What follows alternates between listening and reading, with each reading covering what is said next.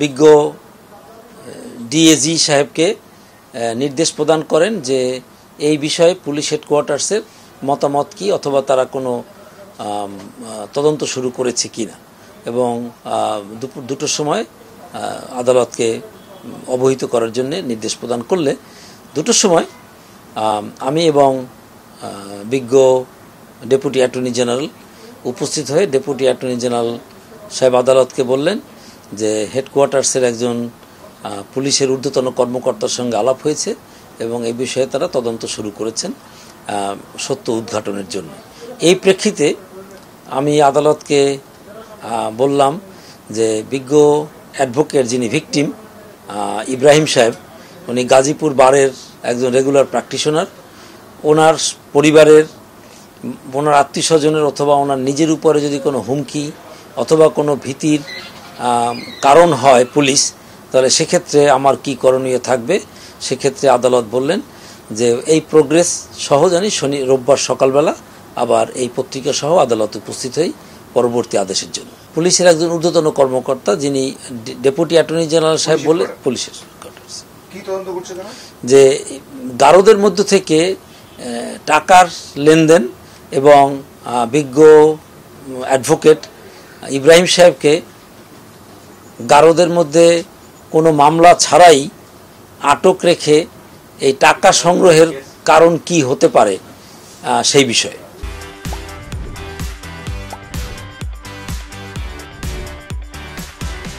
মূল ঘটনাটা হলো 27 তারিখ রাত্র 12:30 তখন আমার কাছে একটা ফোন আসলো। ফোন এসে বলল যে আমার ছোট ভাই টুটুল সরকারকে সেনাবাহিনী সদস্যরা ধরে নিয়ে গেছেন। তো তখন রাত্র 12:30 বাজে একটা ফ্যামিলিগতভাবে একটু হাই উতাসের মধ্যে পড়ে গেলাম। তখন বিভিন্ন জায়গায়, বিভিন্ন অফিসে, বিভিন্ন প্রশাসনিক অফিসে, থানায় যোগাযোগ করে কোথাও আমরা পাচ্ছিলাম না। বাইদাবাই পরবর্তীতে রাত্র 1:45টার দিক দিয়ে সম্ভবত আমি খবর পেলাম যে আমার ছোট ভাইকে আশকোনা সেনাবাহিনীর সদস্যরা ওনারা উত্তরা পূর্ব থানায় দিয়ে গেছেন। এবং আমি তখনকার ওখানকার যে দায়িত্বশীল কর্মকর্তা ছিলেন তাদের সাথে কথা বললাম। তখন আমি জানতে পারলাম যে সেনাবাহিনীর সদস্যরা তাকে বলে গেছেন যে টুটুল সরকারের পিসিআর, অর্থাৎ যদি পিসিআর যদি খারাপ থাকে, অর্থাৎ যদি কোনো মামলা মোকদ্দমা থাকে, তাহলে যেন তাকে কোর্টে পাঠিয়ে দেওয়া হয়। আর যদি কোনো কারণে যদি তার মামলা মোকদ্দমা না থাকে, তাহলে তাকে যেন টঙ্গী পূর্ব থানায় হ্যান্ডওভার করা হয়। তো সেই নির্দেশ মোতাবেক উইথাউট এনি ফরওয়ার্ডিং, কোনো ফরওয়ার্ডিং ছিল না, ফরওয়ার্ডিং ছাড়াই এই উত্তরা পূর্ব থানার পুলিশ টঙ্গী পূর্ব থানার কাছে হ্যান্ডওভার করেন। তো যখন হ্যান্ডওভার করেন তখন রাত্র বাজে হয়তো বা 1:30টার মতো হবে। আমি ঠিক ঘড়ির কাটায় 1:45টার সময় আমি ওসি সাহেবের রুমে আমি ঢুকি। ওনার অনুমতি নিয়েই আমি ঢুকি। ওনাকে যথেষ্ট সম্মানের সহিত আমি তাকে বলি যে যদি আমার ভাই যদি কোনো মামলা মোকদ্দমায় জড়িত থাকে তাহলে তাকে কোর্টে চালান দিয়ে দিন, আর যদি তার যদি কোনো পিসিআর নীল থাকে, অর্থাৎ যদি কোনো মামলা মোকদ্দমা না থাকে, তাহলে যেন তাকে সম্মানের সহিত, আমি তার বড় ভাই, তার বাবা নাই, আমি তার অভিভাবক, সেই হিসেবে যেন আমাকে আমার কাছে টুটুলকে দিয়ে দেওয়া হয়। পরে ওসি সাহেব বললেন যে আপনি কি করেন? আমি বললাম যে আমি একজন আইনজীবী। পরবর্তীতে তিনি আমাকে বসতে দিলেন, আমি বসলাম। সেম টাইম ওনার মোবাইলে একটা ভিডিও কল আসলো। আমি সেটা কাছেই আমি বসে বসে দেখছি। একটা ভিডিও কল আসলো।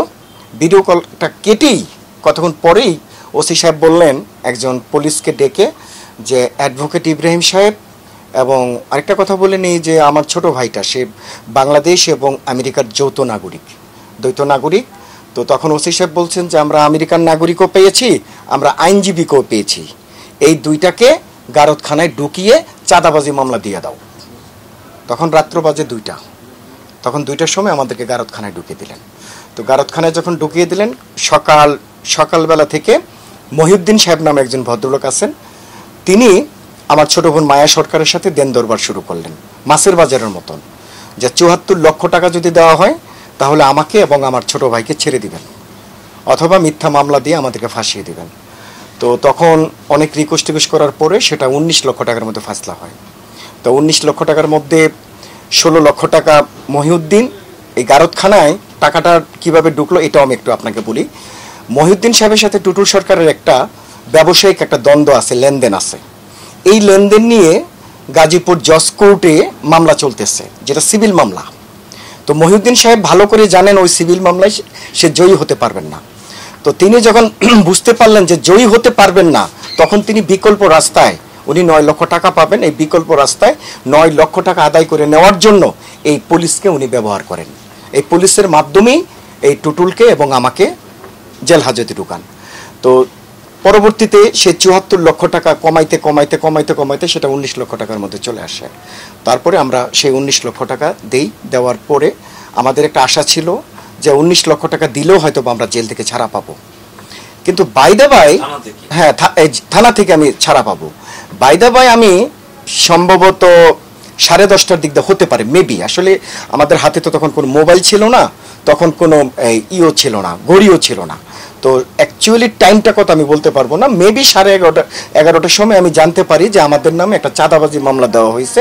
এই চাঁদাবাজি মামলার বাদী হয়েছেন আরিফুর রহমান খান নামে এক ভদ্রলোক, যিনি মহিউদ্দিন সাহেবের শ্যালক, আমি জানতে পেরেছি। তাকে আমি ব্যক্তিগতভাবে কোনোদিন চিনিও না, জানিও না।